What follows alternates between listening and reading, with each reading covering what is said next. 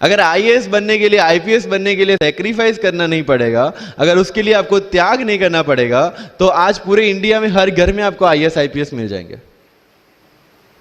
So when you are entering into this game of UPSC or MPSC, make sure that you have to sacrifice anything which will take you to your goal. लेकिन problem ये है कि हमें tension होती है, यार दोस्त की एंगेजमेंट है, उसकी बर्थडे पार्टी है, उसकी शादी है, अटेंड नहीं करूंगा तो बोलेगा मैं तेरी शादी में नहीं आऊंगा, एंड ऑल. लेकिन बिलीव मी, जब आप आईएएस बन जाओगे, वो सामने से याद दिलाएगा, भाई इनविटेशन कार्ड नहीं भेजा तूने. समझ रहे हो? तो जो कुछ भी इसके लिए सेक्रीफाइस कर रहे हो, वो जब आप उस पोस्ट पे पहुंचोगे, सब कुछ वर्थ है, सब कुछ. ये जितने भी फोटोग्राफ्स लगे हैं, सर ने जैसे बताया कि जितने भी इंसान सक्सेसफुल हुए, अगर आप उसकी लाइफ स्टोरी देखेंगे तो कहीं ना कहीं एक मोमेंट आता है जहां पे वो इंसान की जो स्ट्रगल है वो पीक पे हो जाते हैं. वो इस मोमेंट पे आपको डिसाइड करना है कि आपको वहां से यू टर्न लेना है या आपको वहां से आगे निकलना है. इन सब लोगों ने डिसाइड किया कि उनको वहां से आगे निकलना है. एंड दैट इज द फंडा ऑफ लाइफ. सक्सेस उन्हीं को मिलता है जो इस स्ट्रगल वाले मोमेंट से आगे निकलने की सोचता है. जब भी आपको लगे कि आपके सिर पे बहुत मुसीबत है, जब भी आपको लगे कि आप हर तरह से गिर चुके हैं, जब भी आपको लगे कि आपके पास कोई ऑप्शन नहीं है, तब एक चीज आप अपने दिमाग में लाइएगा कि यही मोमेंट है जहां से आपकी तकदीर बदलने वाली है. क्योंकि डायमंड जो होता है वो जितना ज्यादा घिसता है उतनी ज्यादा उसकी वैल्यू होती है. सोना जो होता है वो जितना ज्यादा तपता है उतनी उसकी वैल्यू होती है. अगर आप जिंदगी में तप रहे हैं, अगर आप जिंदगी में घिस रहे हैं, अगर आपको लग रहा है कि आप हर तरह से मुसीबतों में गिरे हुए हैं, तभी आपकी जो वैल्यू है वो बढ़ने वाली है.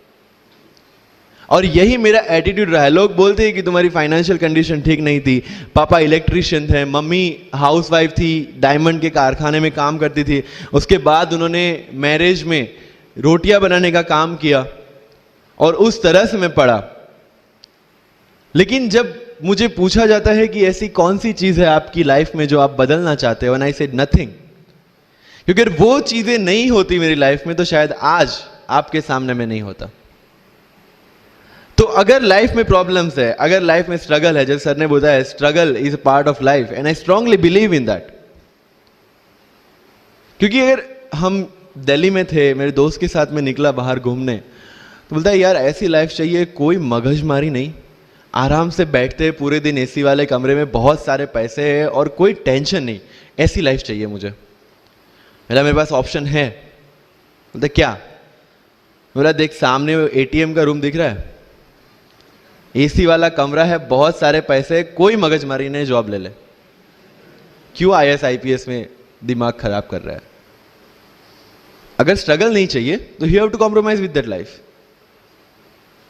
जब भारत वर्ष का सपना चंद्रगुप्त ने देखा, चाणक्य ने देखा, और उस भारतवर्ष को बनाने के लिए जब ये संघर्ष जारी था, और तब नंद के राजा धनानंद की डॉटर दूरदराज से चंद्रगुप्त को प्यार हो जाता है, और जब चाणक्य उनको बोलते कि नहीं तुम्हें उससे दूर रहना है, और तब चंद्रगुप्त बोलता है आचार्य कभी कभी सोचता हूं कि जिंदगी में या ये भारत के सम्राट बनने के लिए इतना त्याग, इतना बलिदान ना देना होता तो. और तब चाणक्य रिप्लाई करते हैं तो हर कोई भारत का सम्राट होता. This is the fundamental rule of life. UPSC सिर्फ आपका नॉलेज चेक नहीं करता. Make it very clear in your mind. जैसे सर ने बोला it's a game of wisdom. आपको पहले ऑफिसर बनना पड़ेगा यहां से. यूपीएससी का काम तो सिर्फ थप्पा लगाना है कि हाँ ये ऑफिसर बन गया. जितने भी आईएएस आईपीएस ऑफिसर्स को आप मिलोगे, you will realise this thing कि ऑफिसर वाली क्वालिटीज इसमें पहले से है. आप जब प्रिपरेशन स्टार्ट करते हैं तभी से समझ लीजिए कि आपकी आईएएस और आईपीएस की ट्रेनिंग भी स्टार्ट हो गई. बिकॉज जो क्वालिटीज आपको चाहिए as an officer, as a IAS, as an IPS, क्या क्वालिटीज चाहिए? फर्स्ट ऑफ ऑल कॉन्फिडेंस, कि जब आप उस सीट पे बैठते हैं आपके सामने कोई भी क्वेश्चन आएगा you will be able to handle the issue. ये कॉन्फिडेंस लेके आपको उस सीट पे बैठना है. यही कॉन्फिडेंस चाहिए when you start the preparation.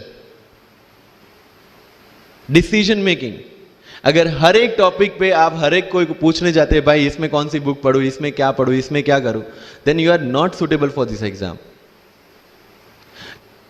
आज मेरे पास काफी मैसेजेस आते हैं, sir please give me your strategy. I am sure आप में से काफी लोगों ने किसी टॉपर्स को पूछा होगा please share your strategy. Why? हर एक की स्ट्रेटजी अपनी खुद की होती है। अगर आज 990 लोग यूपीएससी में सिलेक्ट हुए तो यू विल गेट 990 स्ट्रेटजीज, क्योंकि हर एक की स्ट्रेंथ और हर एक की वीकनेस अलग है। You have to understand this. आप कभी डॉक्टर के पास जाते हैं बीमार होके और कभी डॉक्टर को यह बोला है सर जो आगे वाले पेशेंट को दी ना मुझे वही मेडिसिन चाहिए? डिड यू से लाइक दैट? नो, क्योंकि उसकी बीमारी अलग है, मेरी बीमारी अलग है। सेम चीज विथ यूपीएससी, आपकी स्ट्रेंथ और आपकी वीकनेसेस अलग है, किसी टॉपर की स्ट्रेंथ और किसी टॉपर की वीकनेसेस अलग है। Why should I walk on the same path, जबकि मुझे पता है कि वो मेरे लिए बना ही नहीं। I have to create my own path. मेरा यूपीएससी का जो बुक लिस्ट है वो अगर आप देखेंगे ना तो यू विल फाइंड कि ये completely out of the box book list है। मैंने कभी लक्ष्मीकांत नहीं पढ़ी। आई नो यूपीएससी फ्रेटर्निटी के लिए ये बहुत बड़ा स्टेटमेंट है। I never read Shankar IAS, I never read Yojana, I never read Kurukshetra. I didn't do writing practice for mains. मैंने मेंस में GS2, GS3, GS4 का एक एक पेपर, एक ऐसे और ऑप्शनल का एक एक पेपर लिखा है। That's all about my writing practice. Because I knew what are my strength and what are my weaknesses. Mains में 3 चीजें होती है, handwriting, speed and content. When I was so sure about my handwriting and my speed, why should I waste my time on writing the papers? Instead of that, I focused on improving my content. Getting my point? So if you are the aspirant की जिसको लगता है कि 3 घंटे में मेरे से paper finish नहीं होता, then go for writing practice. Then write as much as you can because you need that. But किसी टॉपर ने 50 पेपर लिखे हैं, 3 टेस्ट सीरीज ज्वाइन किया है, इसलिए मुझे भी करना पड़ेगा। No, that's not the rule in UPSC. किसी ने ये टेस्ट सीरीज ज्वाइन की, मैं वहां चला गया, किसी ने वो टेस्ट सीरीज की, मैं वहां चला गया। No, you have to create your own path and this was the biggest part of my UPSC preparation. सुनो सबकी, करो मन की। This is applicability of your mind, क्योंकि आपकी स्ट्रेंथ, आपकी वीकनेस आपसे ज्यादा अच्छा कोई नहीं जानता। आपके पेरेंट्स भी नहीं, आपका सबसे क्लोज टीचर भी नहीं। आपको 3 बार चीजें पढ़ के समझ में आती है, किसी को 5 बार पढ़ के समझ में आती है, किसी को 1 बार समझ में आ जाती है। But I want follow the same path जो आगे लोगों ने फॉलो किया है, वो मेरे लिए बना ही नहीं है। I have create my own path. Getting my point? Yes और नो? सो जो मजदूरी है वो सड़क पे एक इंसान 12 घंटे गड्ढा खोद के भी करता है और एक टॉप कंपनी का सीईओ भी 12 घंटे दिमाग चला के मेहनत करता है। लेकिन how he is different from that person on the road? Because he uses his mind. In UPSC we are suppose to do the same. मुझे पता चला कि भाई लक्ष्मीकांत मेरी मेंस की रिक्वायरमेंट फुलफिल नहीं करता, प्रीलिम्स जैसे सर ने बताया was not into consideration. I know कि उसमें सिर्फ एक ब्रिज क्रॉस करना है, एक हर्डल क्रॉस करना है। अगर मैं प्रीलिम्स में 180 भी लेके आया, 190, इवन 200 भी लेके आया, तो मेंस में तो मैं सबके बराबर ही खड़ा हूं। Why to waste your time and energy on something which is just qualifying? Instead of that, put your focus and energy to something, mains and interview, कि जिसकी वजह से आपको सर्विस मिलना है। Good marks in mains ensure that you are in the list. Good marks in interview ensure that you get the service of your preference. Prelims is about quality. Mains is about quantity. Prelims में always मेरा target एक ही था, जो भी test में देता था, जो भी मैं सॉल्व करता था, I just need to cross 120, that's all.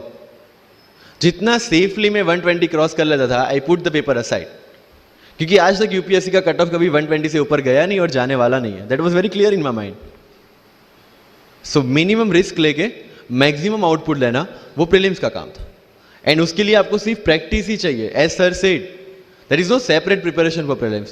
What I did, January तक mains oriented preparation, February से I started test series। Vajiram में January से test series start हो जाती है। I started test series, I started revising the things and then prelims आ गया, दे दिया, खत्म। So मेरा strictly एक ही चीज आपको कहना है कि अगर आपका prelims जून में है तो mid of May तक सारी test series खत्म कीजिए। लास्ट 15 डेज में सिर्फ यूपीएससी के प्रीवियस ईयर के पेपर्स कीजिए, तो आपका जो माइंड सेट है वो यूपीएससी एंगल से सेट हो जाएगा। जो पर्सनालिटी टेस्ट लास्ट में यूपीएससी लेता है, इंटरव्यू नहीं है वो। We consider it as interrogation. Interview को इंट्रोगेशन लेके चलते हैं, वहां पे पूछताछ होगी नहीं। अगर यूपीएससी के इंटरव्यू में 10 में से 9 क्वेश्चन के आंसर भी आप सॉरी सर और sorry ma'am I don't know कह के देते हैं, उसका कोई इंपैक्ट नहीं पड़ता। इंपैक्ट पड़ता है वो 9 क्वेश्चन न आने का प्रेशर आप कैसे हैंडल करते हैं। आपके पसीने छूट जाते हैं या आप वही टेम्परामेंट के साथ इंटरव्यू कंटिन्यू करते हैं। मार्क्स उस चीज के, मार्क्स है आपकी सोच के। एक ऑफिसर के तौर पे जब आपको आईएएस या आईपीएस की सीट पे बिठाया जाएगा, how will you treat the citizens of this nation? What will be your attitude to each and every person who is going to come and meet you? These things are being tested during UPSC interview. और इस सारी journey में अगर सबसे important कोई चीज है तो that is your learning attitude, और not for UPSC, for life even.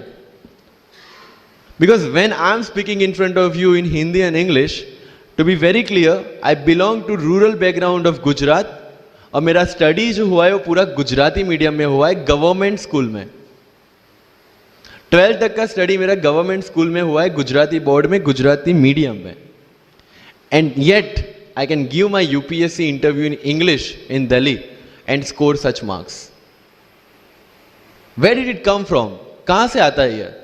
मुझे अभी भी याद है, मेरा college National Institute of Technology Surat था, जहां पे मेरे साथ जो पढ़ने वाले बच्चे थे वो सारे सीबीएसई आईसीएसई वाले थे, और मैं एज ए एलियन वहां पे पहुंचा था, क्योंकि तब मुझे पता चला कि मैकडी जैसा भी कुछ है और उसमें बर्गर जैसा भी कुछ मिलता है।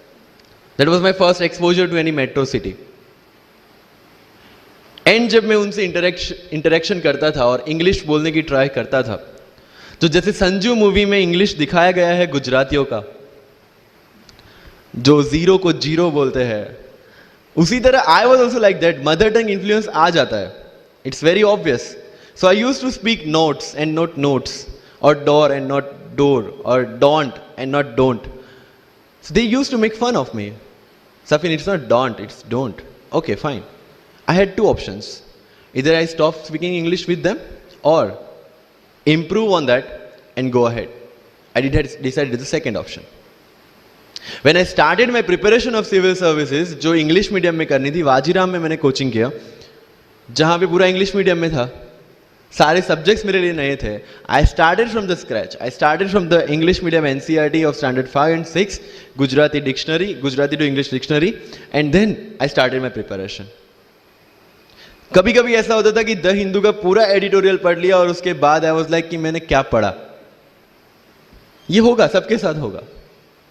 बट उस जगह अगर आप टिक गए, उस जगह अगर आपने पेशेंस रखा, उस जगह आपने अगर सर्वाइव कर दिया, तो इस एग्जाम में भी सर्वाइव कर जाओगे। क्योंकि यूपीएससी की जो रेस है उसमें कभी भी कछुआ, कभी भी खरगोश नहीं जीतेगा। इसमें जीतने वाला ऑलवेज कछुआ ही होगा, जो स्लो बट स्टेडी रहेगा।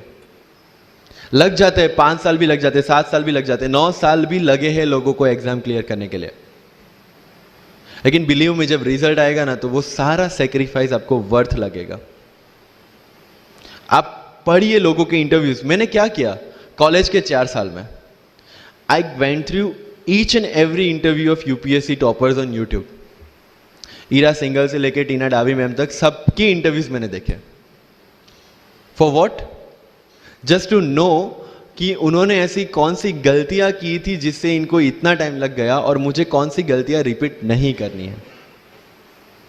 क्योंकि चाणक्य ने कहा है कि दूसरों के एक्सपीरियंस से जो सीखते हैं ना, वो जल्दी आगे आ जाता है। क्योंकि खुद सब कुछ अनुभव करके सीखने के लिए जिंदगी काफी छोटी है। I did the same. 4 साल में हर एक टॉपर का इंटरव्यू देख लिया, चीजें समझ ली कि ऐसी कौन सी चीजें जो इन सब ने की है, और ऐसी कौन सी चीजें हैं जो गलतियां हैं जो इन्होंने की और जो मुझे रिपीट नहीं करनी है। सो जब युद्ध के मैदान में हम उतरते हैं, इस चक्रव्यूह में उतरते हैं, तो अभिमन्यु की तरह नहीं, अर्जुन की प्रिपरेशन के साथ उतरना है कि हमें पता होना चाहिए कि इससे बाहर कैसे निकले। I did the same. College के 4 साल इंटरव्यूज देखे, ब्लॉग्स पढ़े, समझा कि इसमें कॉमन मिनिमम क्या है। वो जो कहानी अगर आपने सुनी हो कि शार्पनिंग द एक्स, रोज अगर आप पेड़ काटने के लिए जाते हैं तो you have to sharpen your axe, otherwise day by day आपकी जो एफिशिएंसी है वो कम होती जाएगी। 4 years in my college I sharpen my x, जिससे 1 साल में मुझे कहीं पे रुकना ना पड़े। This was the strategy.